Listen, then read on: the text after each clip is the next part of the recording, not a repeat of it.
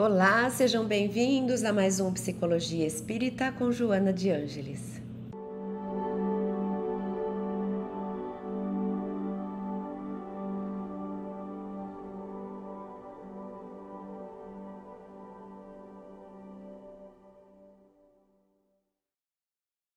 Então, nós estamos nesses dias especiais que antecedem o Natal. São períodos tão especiais no sentido de mexer com o nosso espírito, de despertar emoções melhores, de resgatar em nós o espírito cristão.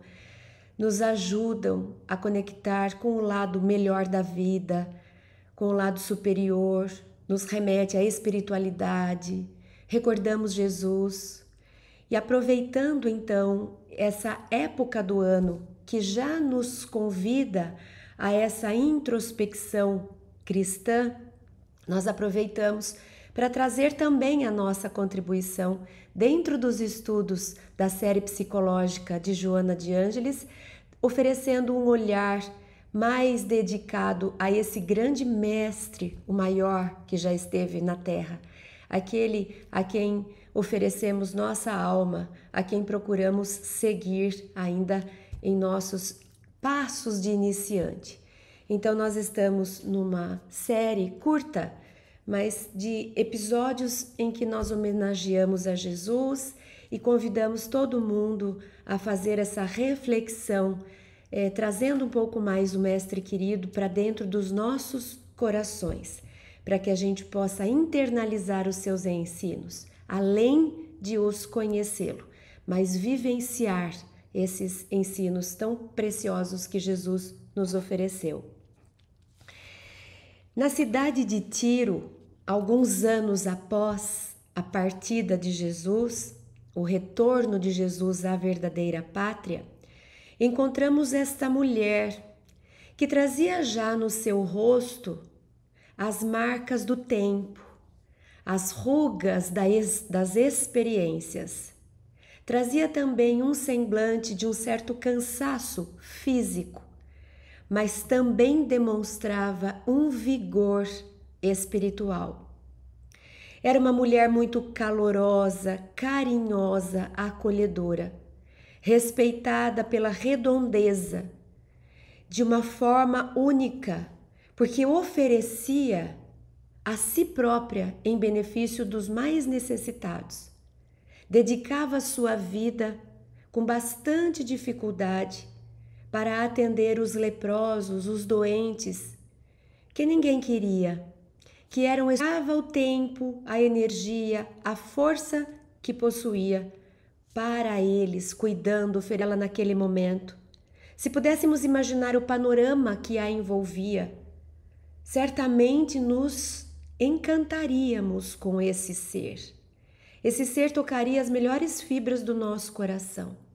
Uma mulher já com uma certa idade, cansada por causa das atividades nobres que desempenhava, mas ainda assim trazendo o amor nos seus olhos e a alegria no seu coração. Quem é essa personagem? Quem é esse espírito?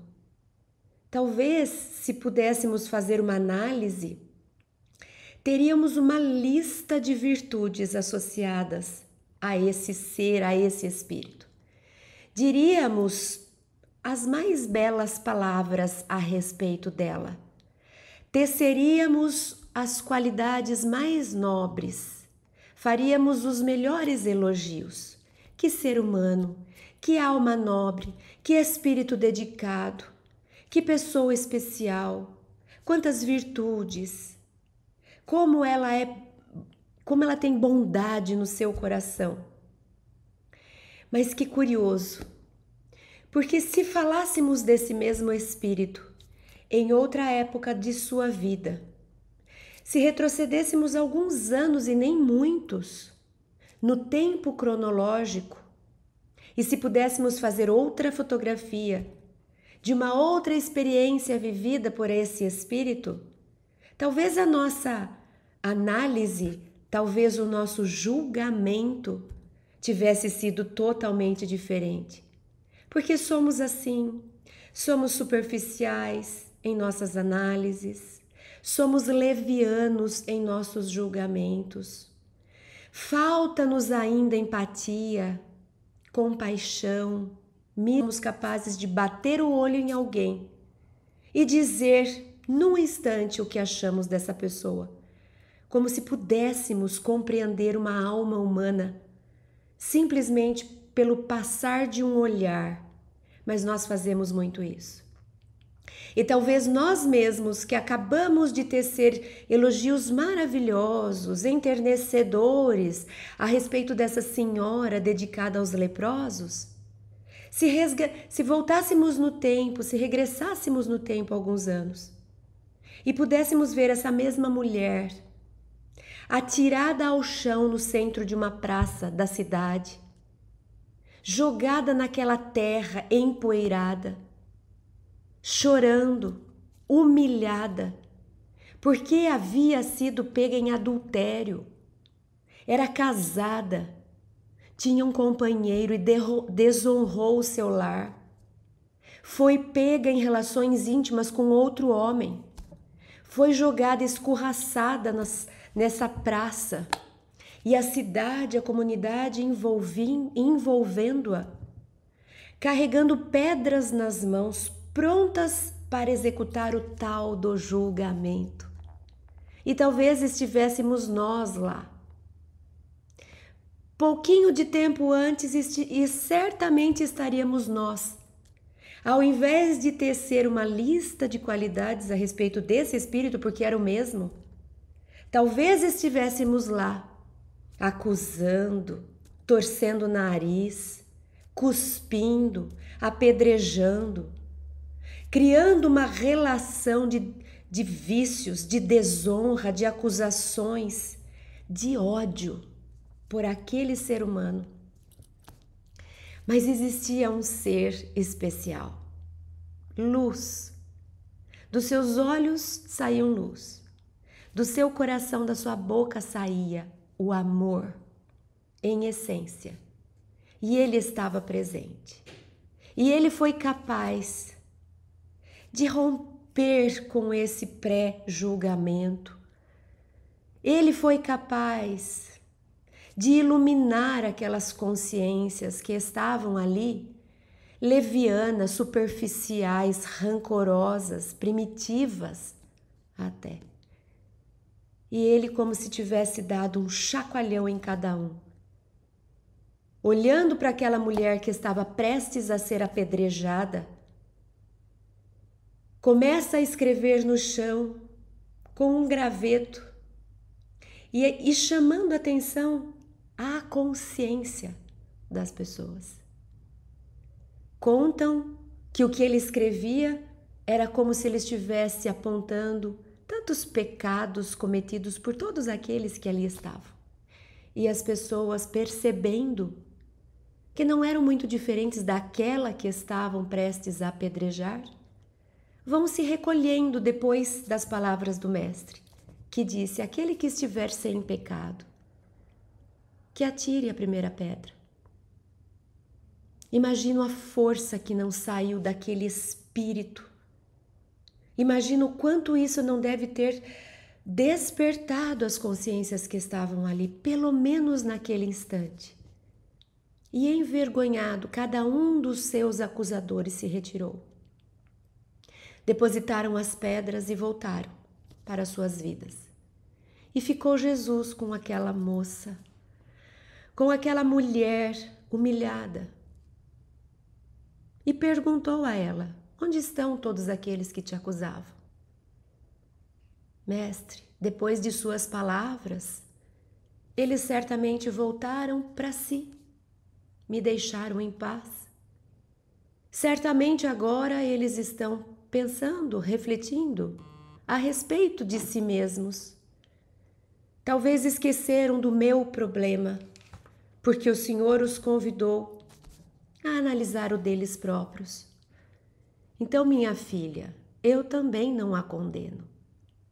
Eu também não a condeno porque eu conheço o espírito humano. Eu sei de onde vocês vieram, porque é de onde eu vim. Eu sei os caminhos que vocês percorrem, porque eu também já os percorri em outros lugares, em outras instâncias da vida. E eu sei aonde vocês irão chegar, porque eu já cheguei. Eu não vou interromper o seu passo de espírito. Eu não vou traumatizar seu espírito com palavras rudes. Você está caminhando, está aprendendo, às vezes caindo, às vezes se erguendo. Se erga agora, filha, e não voltes pelos caminhos tortuosos. Siga agora por aqueles outros caminhos que a iluminam, ao invés daqueles que a humilham. E ela sentiu esse convite em seu coração. Amélia Rodrigues, no livro Pelos Caminhos de Jesus, no capítulo 15, conta essa história linda. E Amélia Rodrigues, fazendo uso do seu ponto de vista mais amplo, analisando os registros do plano espiritual, nos amplia um pouco mais a respeito desse episódio e nos conta os bastidores, os momentos que antecederam o adultério em si. Amélia Rodrigues diz que ela estava casada, sim, e que era sonhadora, como é comum aqueles que casam, que sonham com uma relação, com família, filhos, lar. E que os primeiros dias tinham sido realmente aqueles dias fantasiosos, do começo de um casamento, mas que com o tempo, umas mulheres. E ela, cada vez mais solitária, frágil moralmente, carente afetivamente, porque era um espírito imperfeito, acabou se deixando levar pelas ilusões da terra, dos prazeres, e buscou a compensação para aquelas emoções tristes no prazer da carne, do afeto, porque ela não buscava o prazer só da carne. Ela buscava o afeto que a levaria sim a um prazer da carne. Mas ela era carente mais afetivamente do que de sensações, do que de prazeres sensoriais. Ela queria alguém que a agasalhasse, ela queria um colo, ela queria um abraço, ela queria um carinho. E se deixou, foi encantada por algum outro que passava por ali. Vejamos que o marido frequentava essa vida, mas como uma sociedade machista, olhos fechados para isso. Ela não estava numa situação diferente, mas como numa sociedade machista, era vista, analisada, perseguida, investigada e foi pega em adultério. Ela não fez o adultério sozinha. Ela adulterou, aquele que estava com ela adulterou também e o próprio marido tinha participação nisso. Hoje a gente sabe, a gente costuma dizer, na parte psicológica, 50% para cada um. Todo mundo contribui numa relação, todo mundo contribui. Quem faz parte da relação está junto nela. 50% para cada um. Que parte minha estava ali? Que parte do outro? Eu não determino o outro. Mas certamente eu estava me relacionando de forma que eu contribuí de alguma maneira com aquilo. Então, Amélia Rodrigues conta nesse episódio o antes, quando esse marido faltou com a sua presença no lar, contribuindo com os seus 50%, para que os outros 50% da carência, da fragilidade dela, da infantilidade dela, acabasse conduzindo a esse equívoco. Mas Amélia Rodrigues conta também o final dessa história. E era uma vez, então, na vida daquela senhora, que já estava com as marcas do tempo expressos em sua face, que já trazia o corpo arqueado pelo peso da própria atividade que desempenhava, cuidando de tantas pessoas, socorrendo os aflitos, oferecendo às vezes o pouco que tinha de si próprio para eles, limpando as feridas dos leprosos. Era uma vez um dia na vida dessa senhora que alguém bate a porta. Era mais um doente. Era mais um que trazia as chagas expostas. E ela, de maneira muito amorosa, como sempre fazia, acolheu esse doente. Conduziu a uma cama digna, limpou as feridas, ofereceu água, pão. E enquanto estava cuidando desse homem, ouviu, porque também era muito boa ouvindo, daquela que um dia ele conduziu, porque não cumpriu com seu papel, a humilhação de quase haver sido apedrejada. Ele não estava lá para defendê-la. Ele não estava lá quando ela caiu nas malhas da carência afetiva, se entregando a outro homem. Ele não a socorreu depois que ela foi abandonada por todos, mas que aquela experiência havia marcado tanto seu espírito que ele nunca mais voltou a ser o mesmo. Mas que agora já era fim da sua vida e que ele provavelmente já havia caído na descrença de conseguir esse reencontro. Estava doente. Nos últimos dias de sua experiência na carne, e só o que lhe restava agora era pedir perdão em pensamento, em coração, em espírito. Ela não disfarça a emoção, porque agora sim reconheceu o seu ex-marido.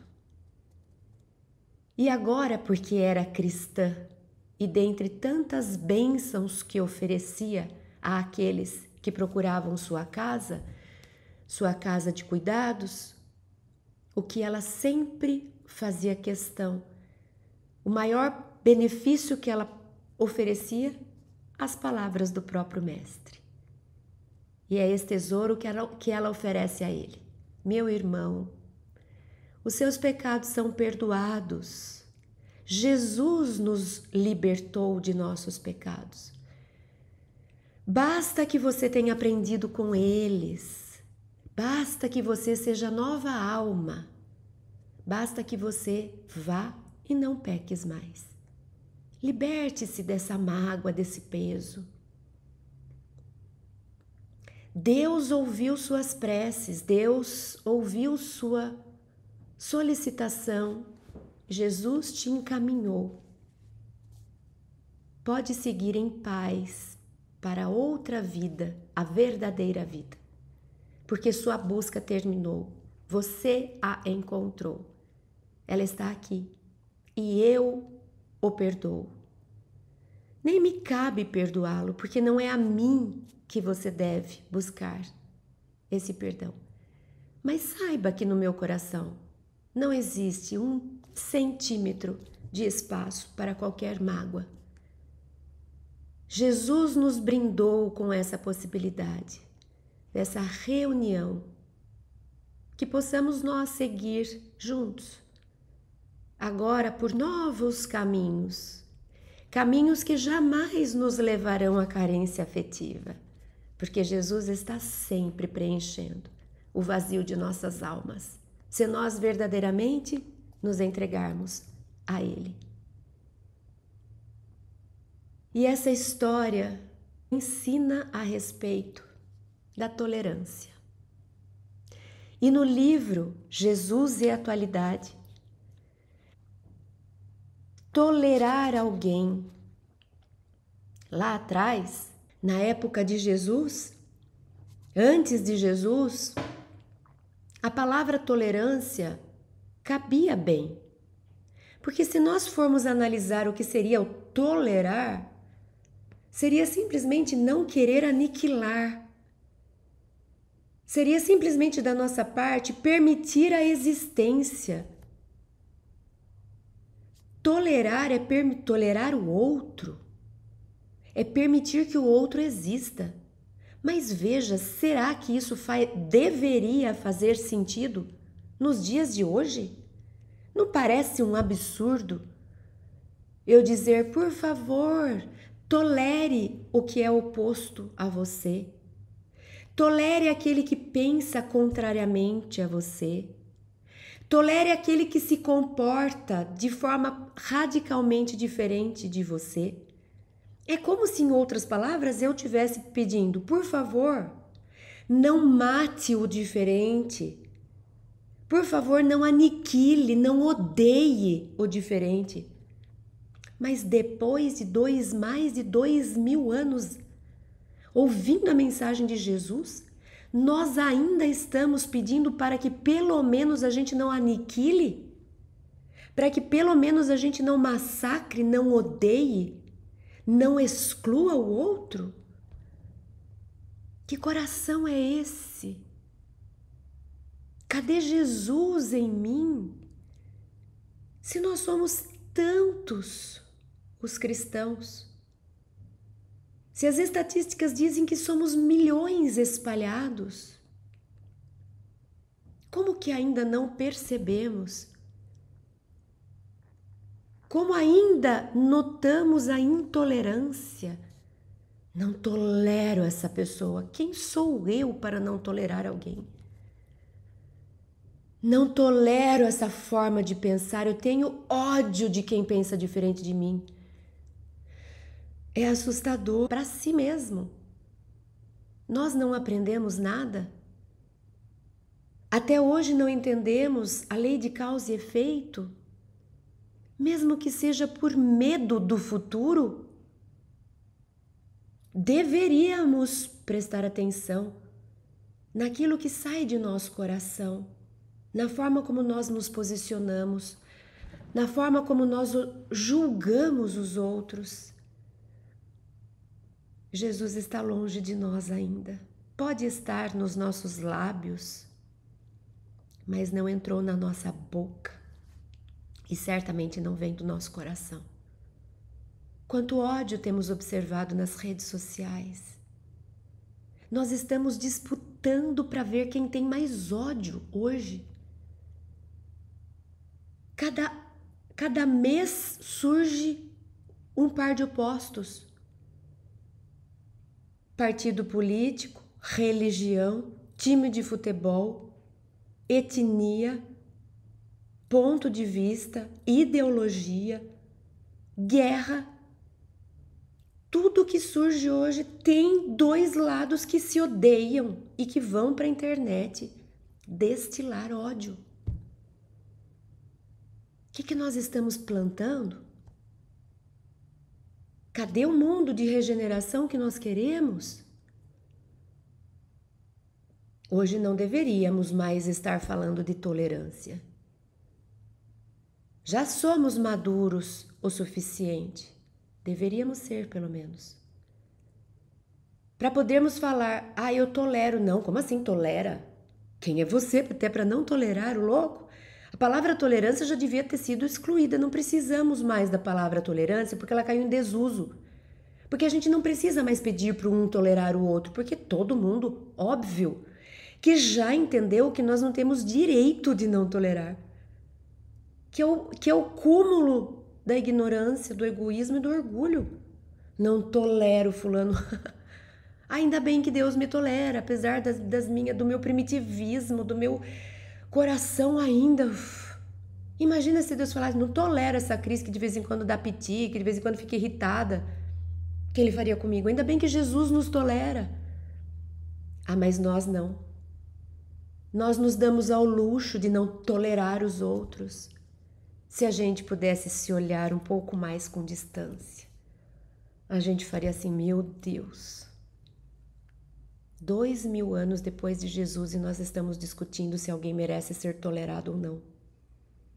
Se alguém merece o ódio ou não, a aniquilação. Nós já deveríamos hoje falar não sobre tolerar, mas sobre aceitar e amar. Já não é mais questão de tolerar.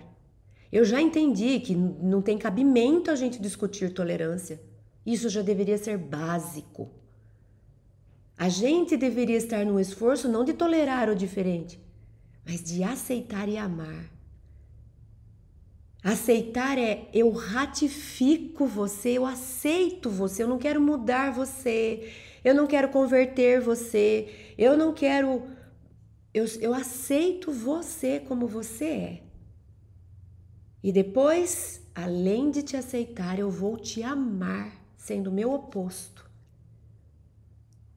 Deveríamos estar neste lugar, treinando a aceitação e o amor ao oposto, ao diferente, aquele que a gente ainda odeia.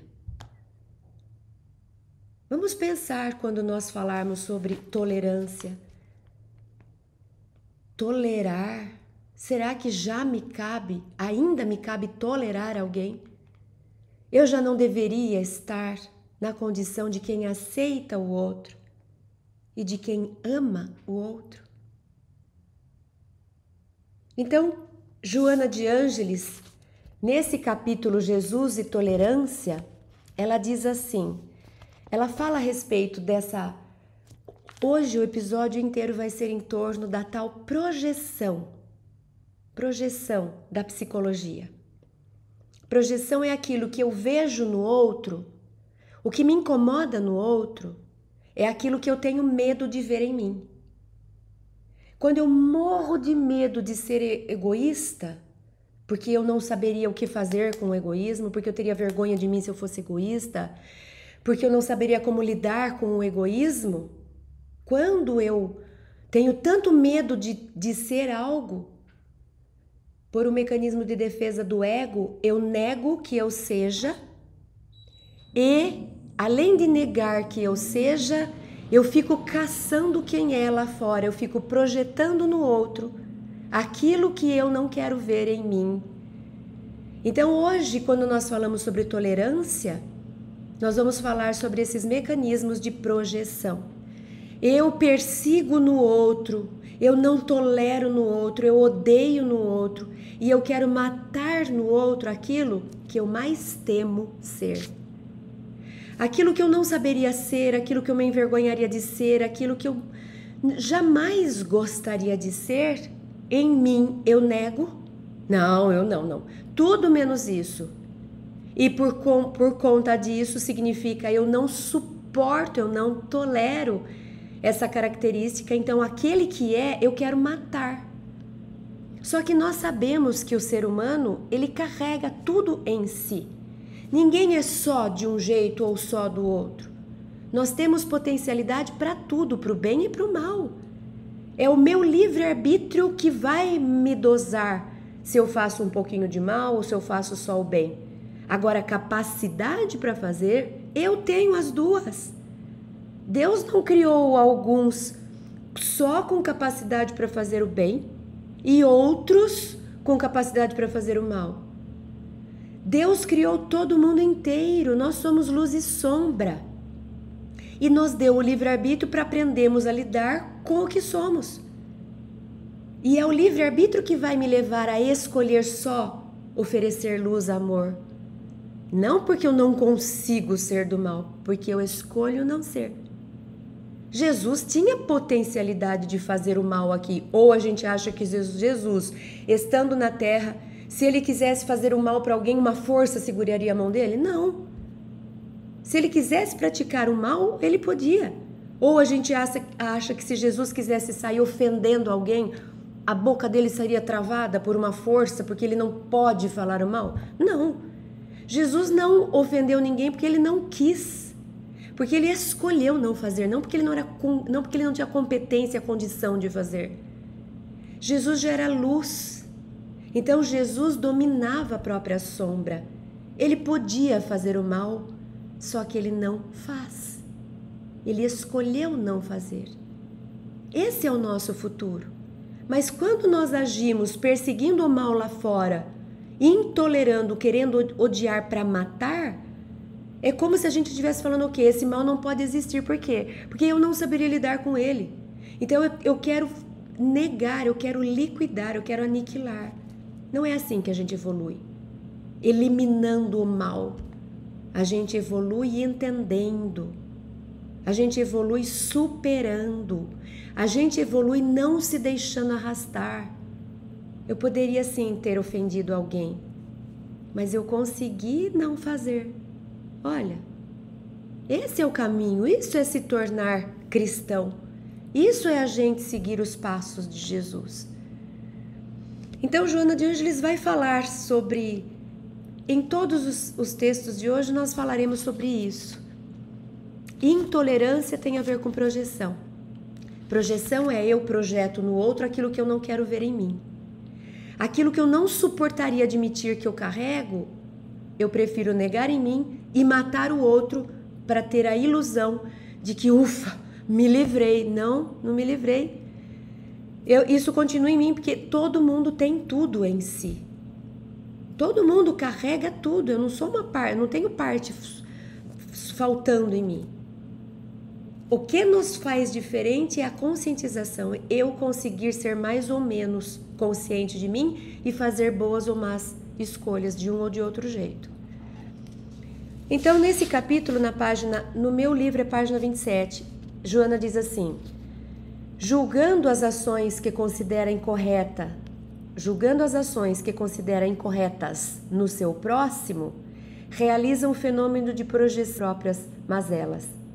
Toda contribuição de impiedade, de intolerância, mediante julgamentos arbitrários, gera, por sua vez, mecanismos de futura aflição para o acusador. Ele próprio uma consciência sob o peso de vários problemas. É Jesus falando. Vocês vão jogar uma pedra? Julgue pedra. Se você não tem problema seu para resolver e quiser arranjar um agora jogando uma pedra nessa moça, faça. Só que você já tem tantos problemas seu. Por que você vai criar mais problema futuro? Fazendo um mau julgamento hoje, apontando o dedo para o outro, faltando com misericórdia e com compaixão. E as pessoas acordam. E naquele instante, pelo menos, elas acordam e se retiram. Não criaram. Jesus salvou aquelas pessoas de uma bela expiação no futuro, apedrejando alguém. E quando eu apedrejo o outro, que hoje posso não jogar pedras, mas eu jogo palavras na internet, eu crio narrativas, eu invento acusações, muitas pedras saem de mim, dardos de fluido, pensamentos ruins. A gente vive apedrejando. A gente apedreja o vizinho, o colega de trabalho, o fulano da internet. A gente vive jogando pedras. Esse é ruim por causa disso, aquele não presta por causa daquilo, esse aqui onde já se viu. E a gente, destila pedras. Como se a gente não tivesse nada no nosso interior que merecesse atenção e que precisasse de misericórdia de Deus. Se a gente tivesse mesmo nesse lugar como Jesus um dia esteve, aí nós não jogaríamos pedra. Aí a gente acolheria como Jesus fez. Aquele que precisa de mim. Enquanto eu estiver destilando pedras para aquele que me irrita, eu estou fazendo duas coisas. Primeiro assinando o atestado do quanto eu sou imperfeita, porque se eu fosse perfeita, eu estaria oferecendo acolhimento, compaixão. E segundo, que eu estou atrasando minha vida, porque ao invés de olhar por que isso me incomoda, eu projeto esse incômodo no outro e mato o outro para achar que eu estou livre daquilo que me irrita. Se a gente fosse um pouco mais inteligente, a gente usaria aquilo que me incomoda no outro para se conhecer. Por que de tantas pessoas diferentes, essa me irrita? Esse não tem nada a ver comigo e tudo bem, aquela não tem nada a ver comigo e tudo bem. Esse fulano me causa... Puxa, então você está projetando nele uma sombra que te irrita, que você não queria ter. Aproveita isso. Investiga o outro, porque ao investigar o outro, você está investigando a você. Pega aquilo que te irrita no outro, traz para análise. Por que essa característica me irrita? Por que ser daquele jeito me abala? Por que eu tenho raiva daquele tipo de comportamento? E busca em você. Isso é análise. Isso é autoconhecimento. É assim que a gente progride, que a gente cresce, espiritualmente falando. Então Joana nos fala, julgando as ações que considera incorreta no próximo, nada mais do que você está fazendo é o fenômeno de projeção da sua sombra. Você não consegue se libertar, então você prefere jogar no outro e falar, o problema disso tudo está no outro, não está em mim. Só que ela diz, essa contribuição de impiedade, acusando o outro, vai gerar, por causa do seu julgamento arbitrário, vai gerar mecanismos de aflição futura. Então, é pista para o autoconhecimento. Quando eu detecto alguém que me irrita muito, essa pessoa pode se tornar um benfeitor da nossa vida. A gente pode falar, nossa, tem uma pessoa que ela me incomoda tanto. Se a gente fosse maduro o suficiente, a gente colaria nessa pessoa, porque ela é quem mais vai poder me ajudar a descobrir o que em mim precisa de cuidado. Porque é a pessoa que mais está recebendo projeção da minha sombra. Porque ela é assim, ela é assado, ela fala, ela pinta, ela borda, nossa, ela é tudo isso de ruim, é. Então essa pessoa consegue mostrar para você muitos aspectos negativos seu. Pode ser uma benfeitora na sua vida se você conseguir usar o que você vê nela para trabalhar em si o que você não é capaz de ver. Tem uma charge, que são duas menininhas assim, o desenho, né? Vou tentar descrever, que é muito interessante. Então, é assim, tem uma bonequinha, né? Uma figura aqui, colorida, alguém, né? E tem uma outra idêntica a ela, mas é inteirinha pintada de negro, como se fosse a sombra dela. Você só enxerga o contorno e vê que é a mesma pessoa.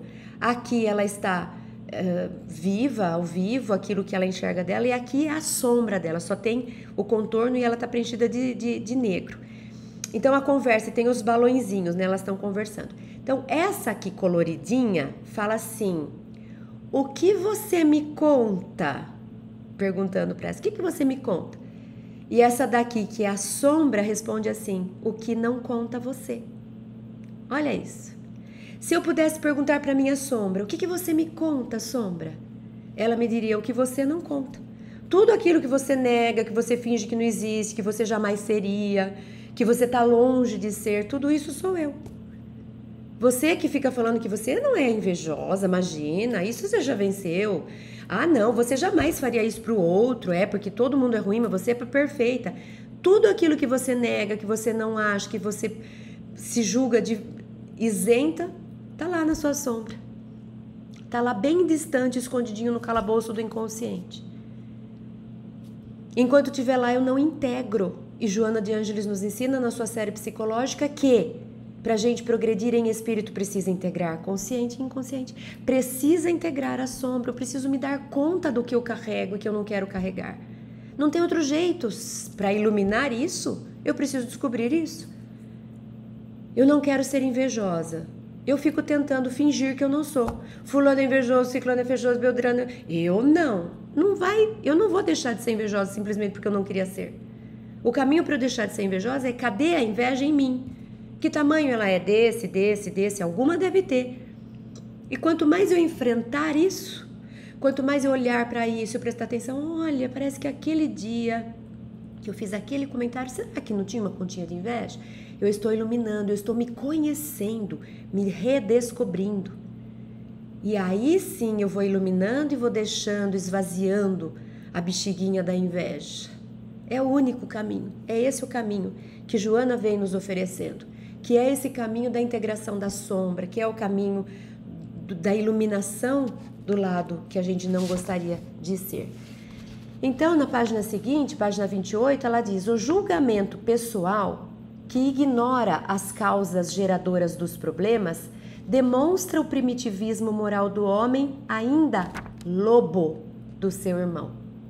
Então, quando eu julgo o outro, porque o outro é isso, porque o outro é aquilo, na verdade, eu estou sendo lobo do outro, porque eu estou atacando o outro. Então, quando não tem aquela frase sábia, né, de sabedoria popular, que é quando João fala de José, João fala muito mais de João do que de José? É isso. Então, enquanto eu ficar perseguindo, acusando, apontando o dedo do outro, eu estou falando de mim. Enquanto eu for lobo do outro, eu, na verdade, estou mostrando a minha sombra. Estou demonstrando ainda a raiva, o rancor que eu carrego. o meu lado negativo ainda é grande.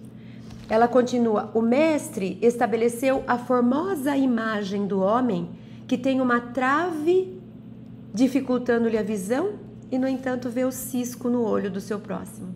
É a gente. É porque fulano, porque esse aqui precisava morrer, porque aquele lá não sei porque que existe ainda. Eu com uma trave enorme, que seria, se eu fosse fazer essa seleção que eu estou fazendo, eu seria o primeiro a ir embora daqui. Mas eu estou acusando todo mundo como se ele fosse só ruim. Ah, ele agiu assim, então ele merece morrer. Quer dizer, e todo o outro lado dele, ou ele é só uma coisa? Ninguém é só um aspecto. Ainda que eu tenha um aspecto de ser impaciente, certamente eu tenho um aspecto de saber estender a mão para aqui, um aspecto de dividir o que eu tenho lá. Mas a gente, quando enxerga o negativo em alguém, é como se ele fosse só negativo, ele merece ser eliminado, liquidado. Aquela mulher pega em adultério, ela tinha isso de ruim? Ela tinha, ela estava frágil, ela se deixou levar, cometeu uma imoralidade, tá bom. Mata ela? Não, mas e o lado bom dela? Ela tinha tanto o lado bom que em questão de anos, ela abriu mão de viver a vida própria para acolher aqueles que eram excluídos, doentes. Ela não tinha medo de pegar a doença, e ela vai pegar a doença e ela vai desencarnar pela doença. Lembra a gente na Covid, se alguém falasse na esquina que estava com Covid, a gente sumia. E a gente via médicos que não tinham medo de se contaminar e que estavam ali na lida. E muitos morreram. A gente não. Sai de perto de mim. Não quero saber de ninguém. Não sai mais de casa. O mundo que vai trabalhar. O agricultor que continue plantando, o vendedor que continue vendendo, eles podem se expor. Eu vou ficar presa dentro da minha casa. Não estou fazendo campanha contra isso, mas a gente precisa olhar com um pouco mais de critério. Não é preto e branco, fica em casa e pronto, acabou. É lógico que se eu não precisasse sair era uma coisa. Agora, quantos de nós não saiu simplesmente porque estava olhando para si somente? Não estendeu a mão ali fora, não socorreu um outro ali. A medida eu sei que é tênue. Não dá para dizer só fica ou só sai. E a gente fez isso. Tinha aqueles que não queriam entrar, tinha aqueles que não queriam sair. E a gente, ser humano é assim.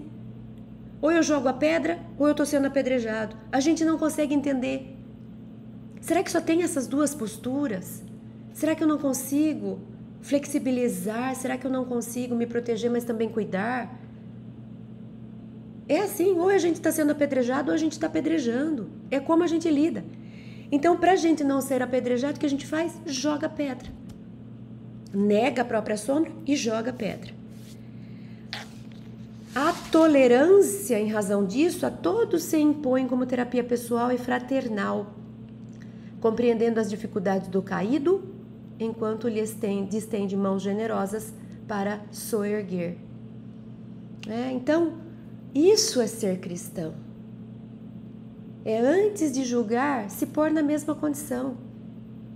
Olha, o que você está fazendo aí? Está aí envolvido num monte de vício. Vem cá, o que eu posso fazer para te ajudar? Não é compactuar. Não é falar, ai, amém, todo mundo tem direito de ser sombra, fica aí fazendo coisa errada. Não é isso. Mas, de novo, ou eu compactuo, ou eu jogo pedra. Não consigo fazer nada entre isso. Servir de exemplo, convidar, esclarecer, conversar, se oferecer como uma ajuda. Não, ou é meu amiguinho ou é meu inimigo e merece ser liquidado, né? Na página 29, Joana diz: tem compaixão de quem cai, a consciência dele será o seu juiz. Ajuda aquele que tomba, a sua fraqueza já lhe constitui punição. Tolera o infrator. Ele é teu futuro caso não disponhas de força para prosseguir no bem. Olha que lindo. É ela falando, para de querer ser juiz da vida do outro. Para de querer ser a punição da vida do outro. Para de querer excluir o outro. Deus cuida dele. Se ele está fazendo coisa errada, Deus vai levar ele a entender que aquilo está errado.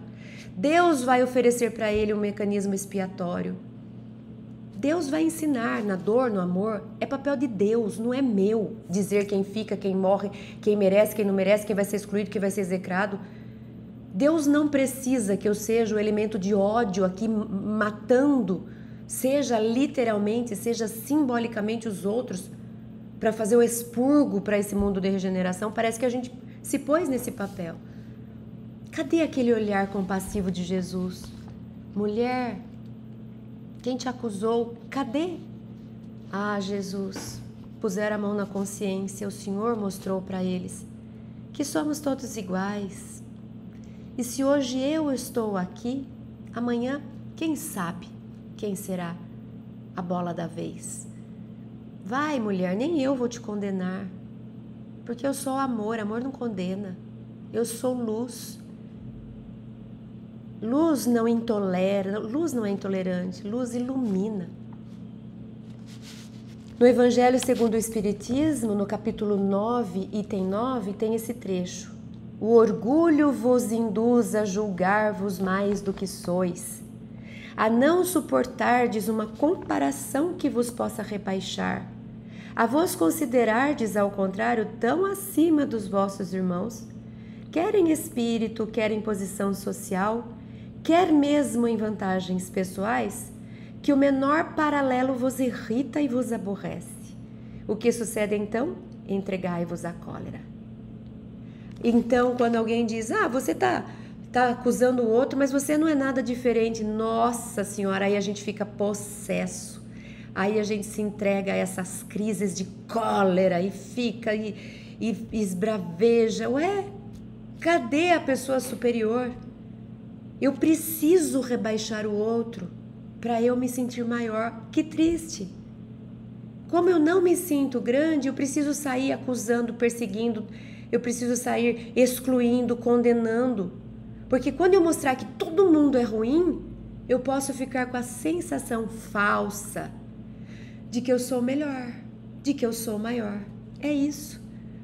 Quando aquele grupo pegou a pedra para pedrejar a mulher, era uma ilusão deles falando, viu, não sou eu que tô ali. Agora, meu filho, deixa a vida dar uma voltinha que é você que vai estar ali sim. Mas naquele instante, a nossa ilusão, sou eu que sou melhor, porque eu estou com a pedra na mão. Aquela ali é uma coitada, aquela ali não é menor que eu. Que bobagem. E o que Jesus fez? O que você está segurando essa pedra, meu filho? Jura que você está achando que você é melhor do que essa daí que agora está ali embaixo? E aí Jesus fez com que cada um olhasse para si. Jesus como se tivesse mostrado um espelho, né? Ó você aqui, ó você aqui. Um espelho moral. E aí a pessoa falou, nossa, por um instante eles se enxergaram a si mesmos. E deixaram a mulher em paz. E foram embora com a própria sombra. Jesus fez isso que na psicologia a gente fala, recolhe sua projeção. Então às vezes a gente chega e fala assim, por que fulano é assim, é assado? Se tiver ali alguém para te ajudar nesse processo terapêutico, eu diria, tá projetando? Vamos trazer de volta? Recolhe essa projeção. Traz para você, vamos falar de você? Porque o outro eu não consigo mudar, você eu consigo. Se o outro está te incomodando é porque você tem conteúdo seu. Vamos olhar para o conteúdo seu? Quem sabe a gente ilumina esse conteúdo? Ele deixa de te perturbar, aí quando o outro fizer, você não se perturba mais. Você vai ver o outro fazendo e não vai te incomodar, porque aquilo que incomodava você iluminou. Então vamos trazer para si? Não adianta ficar apontando os outros, vamos falar de si? Jesus fez isso. Jesus fez essa terapia com eles, convidando-os para que cada um olhasse para si, ao invés de apontar para o outro. Então Jesus nos convidava para esse exercício da empatia, para que a gente pudesse olhar para o outro enxergando outro eu. Eu sou eu, mas por que eu sou eu? Poderia ser esse eu no outro, porque todos são filhos de Deus, não tem diferença entre nós. Então quando digo eu, sim, eu, Cris, estou me referindo a essa aqui. Só que o outro eu que está ali só é diferente nesse sentido, mas não é maior, melhor, pior. Então dá na mesma, eu não existe. O outro existe vários eus, cada um é um. E a gente poderia se enxergar assim. Eu posso me ver em mim, mas eu posso me ver no outro, porque eu faria o que ele faz. Eu poderia estar no lugar dele qualquer hora. Quando a gente vai estudar empatia, tem esse psicólogo que descreveu primeiramente o termo, né, utilizou primeiramente o termo empatia, ele chama Titchener, é o sobrenome, e ele traz a empatia com a origem na palavra grega empatheia, que significa entrar no sentimento. Olha isso, entrar no sentimento. Quando a gente fala de empatia, é se pôr no lugar do outro. Não é bem isso. É entrar no sentimento do outro. Então vamos fazer o exercício com a mulher adúltera que foi pega em adultério. Tenta imaginar, ela está deitada no chão porque alguém a escorraçou e a jogou naquela poeira. E ela está envergonhada, nessa posição de vergonha, chorando, humilhadíssima. Humilhadíssima, arrependida, com raiva, tristeza, tudo isso. Empatia é eu tentar entrar no sentimento dela. É eu conseguir me imaginar, meu Deus, se eu tivesse ali no chão, se eu tivesse acabado de fazer isso, todo mundo me descobriu, que vergonha. Se eu tivesse, como que é estar nesse lugar? Isso é empatia. Empatia é a gente conseguir sentir o que o outro está sentindo. Se eu conseguir me conectar em sentimento com o outro, certamente eu falaria, nossa, que lugar doído. Minha irmã, se levanta daí. Me deixa te abraçar. Meu Deus, eu pude sentir o que é estar no seu lugar por um minuto. Sentir o que é estar no seu lugar. Não imaginar o que é estar no seu lugar. Eu preciso ter sentido a emoção do que é estar ali no chão para saber o que é estar no chão. Por isso que a gente fala, quando alguém passa por uma dificuldade, e a gente fala, eu não posso falar que eu posso imaginar o que você está sentindo, porque eu nunca passei. Ou às vezes alguém enfrenta uma coisa que a gente já enfrentou, a gente diz, eu sei o que você está sentindo, porque só quem passou para saber. Mas a gente não liga, a gente nunca experimentou o que está no lugar do outro, mas a gente estende a mão, a gente aponta, isso não é empatia. Empatia, eu consegui sentir em mim o que ele deve estar sentindo lá. Quando eu conseguir me conectar com isso, certamente eu recolho meus dedos. Certamente eu estendo os meus braços e falo, vem cá. Porque o que você está sentindo aí, independente de você ter merecido, de você ter sido imoral, independente. Esse sentimento que você está sentindo aí, eu consigo me conectar em humanidade com você, vem cá. Enquanto eu estiver odiando, querendo que o outro morra, eu estou tão distante dessa empatia. Eu estou tão identificado com a sombra. Tem um analista junguiano, James Hollis, que ele diz assim, talvez o amor seja realmente a capacidade de imaginar tão vividamente a experiência do outro a ponto de ratificar esse ser. Que lindo! Jesus ratificou cada um de nós. Ratificar é eu afirmo você como você é. Eu não quero mudar uma vírgula em você. Eu ratifico você, seja quem você é, porque você é um espírito em evolução. Talvez o amor seja realmente a capacidade de imaginar tão vividamente a experiência do outro a ponto de ratificar esse ser. Jesus não quis mudar ninguém, Jesus quis nos conduzir para um caminho mais próximo do amor. Mas Jesus ele respeitou a gente. Ele não foi lá e falou, peraí que eu vou virar aqui essa chave porque tá horrível você desse jeito. Jesus respeitou. É seu momento. Continua, vai, se esforça mais um pouco. Tenta não pecar, vai indo, você vai chegar lá. Eu ratifico você. Eu não quero que você seja outra pessoa além de quem você é. E para a gente encerrar, eu deixo aqui um poema de Clarice Lispector. Antes de julgar minha vida ou meu caráter, calce os meus sapatos e percorra o caminho que eu percorri.